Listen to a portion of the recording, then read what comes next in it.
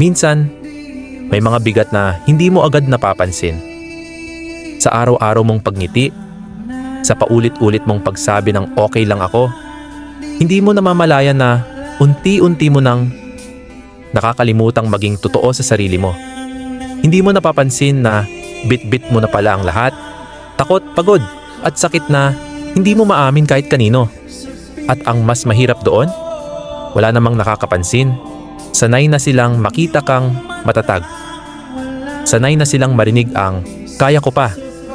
Kaya kahit gustuin mong humingi ng tulong, may takot na baka hindi ka nila seryosohin, na baka isipin nilang nag-iinarte ka lang. Kaya ang ending, tatahimik ka na lang. Pipiliin mong itago ang lahat kasi mas madali yon kaysa magpaliwanag sa mga taong hindi mo sigurado kung iintindihin ka. Pero hanggang kailan mo dadalhin ang hindi mo kayang bitawan? Hanggang kailan mo ipapakitang kaya mo pa? Kahit matagal ka nang nauubos? Kasi minsan, ang pinakamabigat na pasan ay hindi yung nakikita ng iba, kundi yung hindi nila kailanman malalaman, maliban na lang kung pipiliin mong hindi na ito itago mag-isa.